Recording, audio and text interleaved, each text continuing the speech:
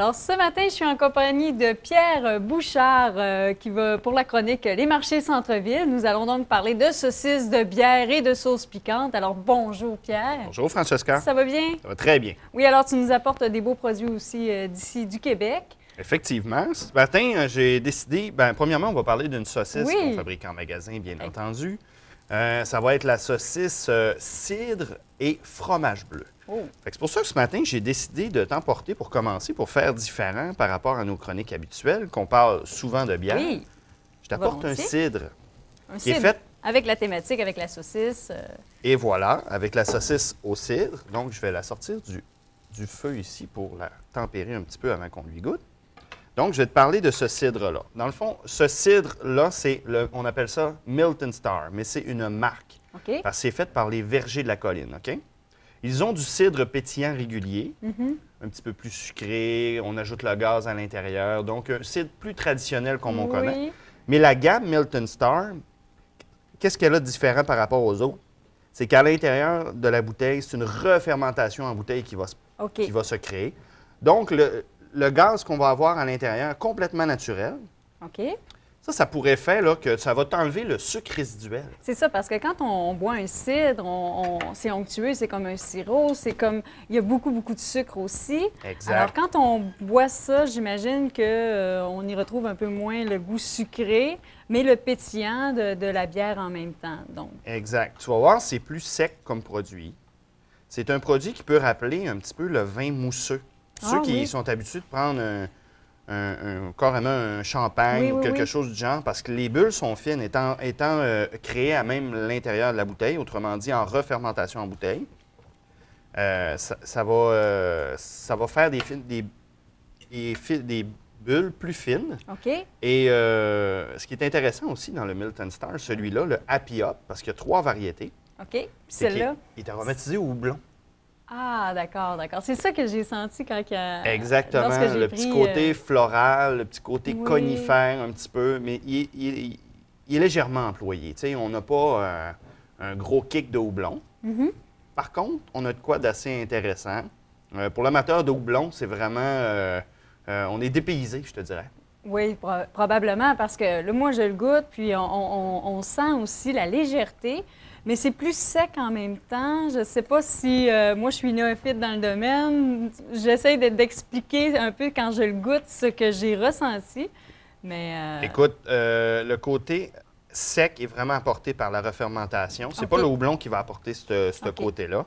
Même que le houblon, lui, ce qu'il va apporter dans celui-ci, parce qu'il en existe 3 variétés de Milton Star, OK? Tu vas avoir la variété avec du houblon à l'intérieur. Tu vas avoir le cidre bouché, qui est comme traditionnel avec pas d'aromate. Et tu vas avoir lui au citron, donc plus acidulé. Mais sont toutes à peu près secs, donc non sucrés. Et donc, ça accompagne bien ce qu'on va manger, la saucisse au cidre et au fromage bleu. Exact, ce qui m'apporte à te parler de la saucisse, bien entendu, mais également de la sauce Chief. C'est pas une sauce piquante. Encore une fois, je viens briser un petit peu nos traditions. Tu m'épargnes un peu ce matin. Oui, je vais t'épargner ce matin. C'est vraiment une sauce barbecue. Ça, c'est la sauce, je veux juste... OK. Mais faite à tendance, je t'invite à prendre ta fourchette et à goûter à la saucisse avec cette sauce-là. Tu vas voir, c'est fabuleux.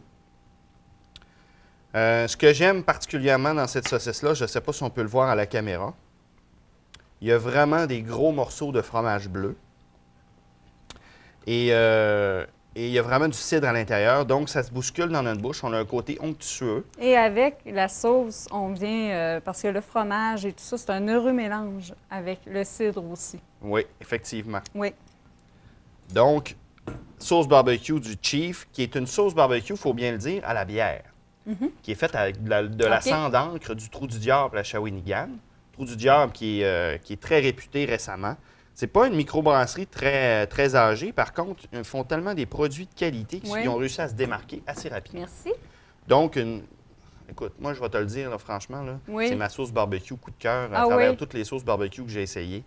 Elle est vraiment, vraiment délicieuse. Puis ce que j'aime particulièrement, c'est qu'elle n'est pas trop épaisse. Fait qu'elle peut bien être utilisée en marinade ou directement tremper des ailes de poulet.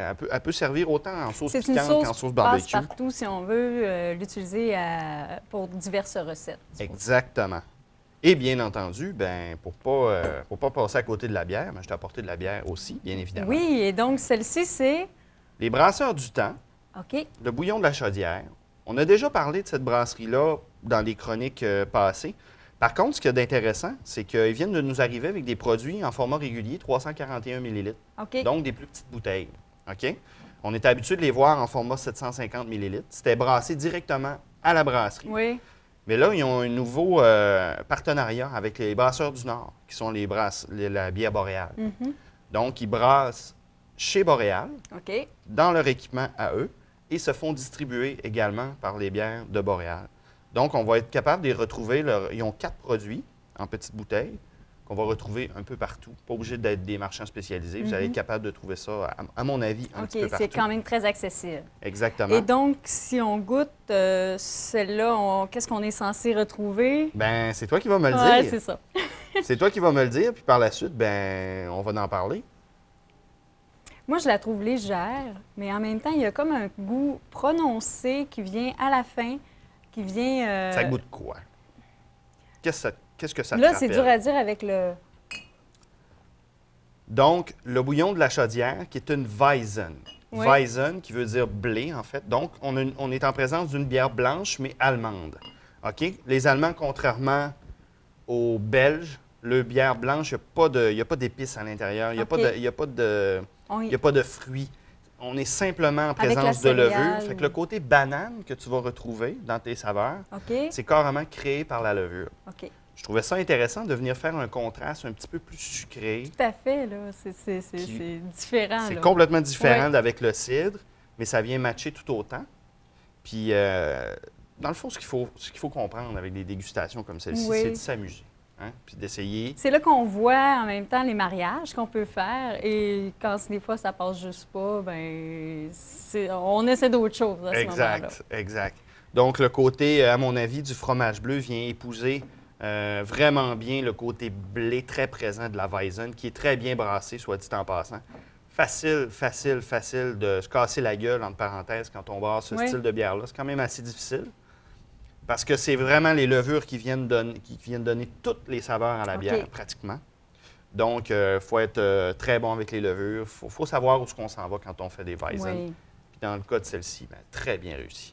Alors, c'est des beaux défis que les brasseurs aussi relèvent en même temps parce qu'il y a tellement de sortes, tellement de diversité. Et puis, c'est là qu'avec des connaisseurs comme toi, Pierre, qu'on arrive. Puis, on peut se faire conseiller aussi quand on va... Bien sûr.